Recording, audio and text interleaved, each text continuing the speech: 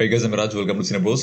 এখন আমি কথা বলবো রায়হান রাফির আপকামিং একটা কন্টেন্ট অমীমাংসিত, যেটা ওটিটি প্ল্যাটফর্মে রিলিজ হওয়ার কথা ছিল, বাট এই কন্টেন্টটাকে বহুদিন আগেই আটকে দেওয়া হয়েছে। তখনও এই ব্যাপারটা নিয়ে আমি কথা বলেছিলাম। আজকে এই ব্যাপারটা নিয়ে আবার কথা বলার মেইন কারণ হচ্ছে সেন্সর বোর্ড থেকে আজকে লিখিতভাবে জানিয়ে দেওয়া হয়েছে যে এই কন্টেন্ট কোনোভাবেই ছাড়পত্র পাবে না।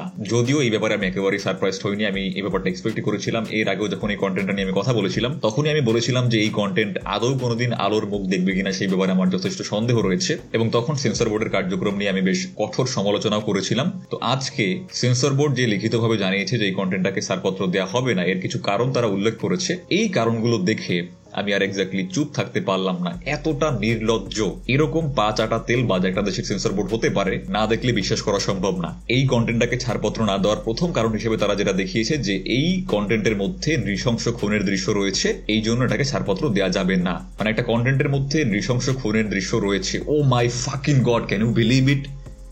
একটা সিনেমার মধ্যে নৃশংস খুনের দৃশ্য রয়েছে, এটা কোনোভাবেই মেনে নেওয়া যায় না মাইরি।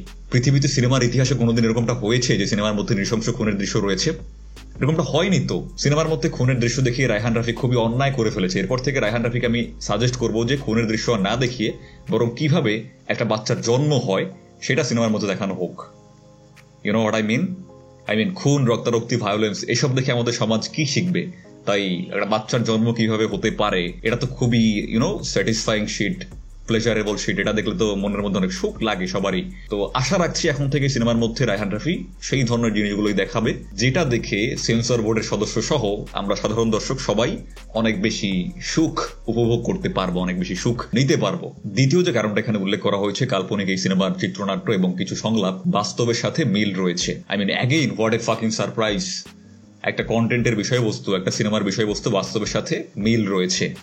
এটাও তো পৃথিবীর সিনেমার ইতিহাসে আগে কখনো হয়নি। এটাও এই দুষ্ট রায়হান রাফি প্রথমবারই করে ফেলেছে, এর আগে কেউ কখনো করেনি। পৃথিবীর কোনো ইন্ডাস্ট্রির কোনো ফিল্ম মেকার কোনোদিনও সত্যি ঘটনার উপরে নির্ভর করে কিংবা সত্যি ঘটনার সাথে মিল আছে এমন কোনো বিষয়বস্তু নিয়ে ফিল্ম কোনোদিন বানাননি। এই দুষ্ট রায়হান রাফি, তুমি এগুলো কেন করছো? হ্যাঁ, তোমার সিনেমার মধ্যে তুমি শুধু উন্নয়ন আর উন্নয়নই দেখাবা, আমাদের এই সিঙ্গাপুর, লন্ডন কতটা এগিয়ে যাচ্ছে সেটা দেখাবা তুমি। এত কিছু থাকতে তুমি বাস্তব কোনো কিছু কেন দেখাইতে যাও? হ্যাঁ, তোমার কি জাতীয় চলচ্চিত্র পুরস্কার, অনুদান এসব লাগবে না? তুমিও বাকি সবার মতো চাটা শুরু করো, তাইলে সেন্সর বোর্ডের ভূয়সী প্রশংসা সহ ছাড়পত্র পেয়ে যাবা, এত ফাইট করা লাগবে না। এনিওয়ে, এই ব্যাপারটা নিয়ে আমার আর বেশি কিছু বলার নেই। যা যা বলা সম্ভব, যা যা বলা দরকার তা আমি অনেক আগেই বলে ফেলেছি, বলে কোনো লাভ নেই। I would like to say যে রায়হান রাফির কিংবা তার টিমের এই ব্যাপার নিয়ে কেস করা উচিত, মামলা লড়া উচিত, বাট তাতেও যে খুব একটা লাভ হবে এই ব্যাপারে আমার যথেষ্ট ডাউট রয়েছে। All I can say is there is no hope for Bangla cinema. যতদিন পর্যন্ত এই ধরনের চাটার দল সেন্সর বোর্ডে বসে আছে ততদিন পর্যন্ত বাংলা সিনেমাতে ভালো কোনো কন্টেন্ট নির্মাণ করা সম্ভব না।